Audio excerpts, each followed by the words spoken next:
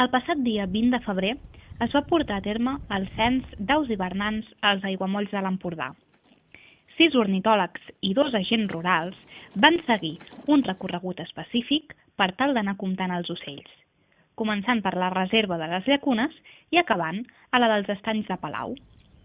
Cada mes d'hivern es porten a terme aquests censos.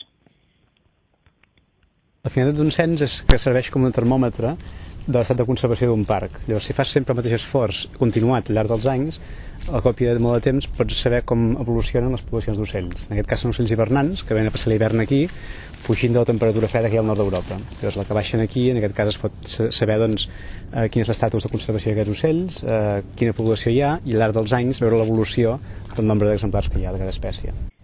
El procediment a seguir en un cens consisteix en que cada ornitòleg té una espècie assignada a censar. Les aus que es compten en aquest cens són aquelles que venen a passar l'hivern a les zones més meridionals d'Europa. Bé, el cens va molt tranquil, a part de tenir un molt bon temps i no fa gens de vent, doncs estem veient bastant pocs ànecs.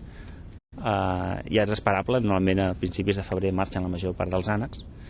El cens que vam fer durant el gener vam comptar 11.000 ànecs i avui ja es preveu que seran menys de la meitat. Un cens és un treball en equip.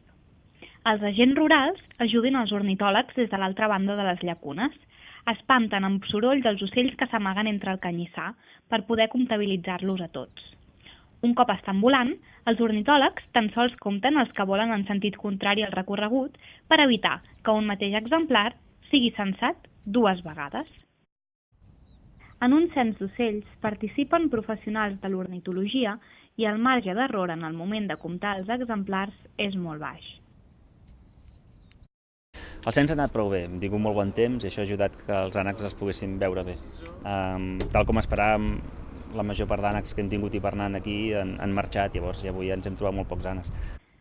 Els ànecs collverds han sigut els protagonistes del dia amb un total de 1.791 exemplars censats. El segon ha estat l'ànec xarxet, amb 1.150. A continuació hi tenim l'ànec cullerot, amb un total de 665 exemplars, i l'ànec griset amb 447.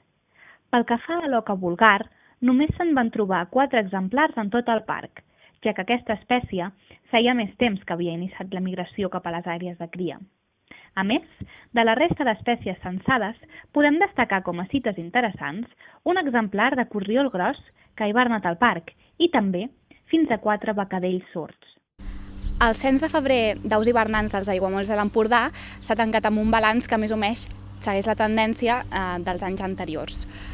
Tot i que, com era d'esperar, s'ha detectat un descens respecte al cens del mes de gener. Això està provocat bàsicament perquè estem en època de migracions i, per tant, és natural. El cens ha tingut lloc en les reserves naturals integrals del Parc dels Aiguamolls i també en les zones dels estanys de Palau i les Llaunes.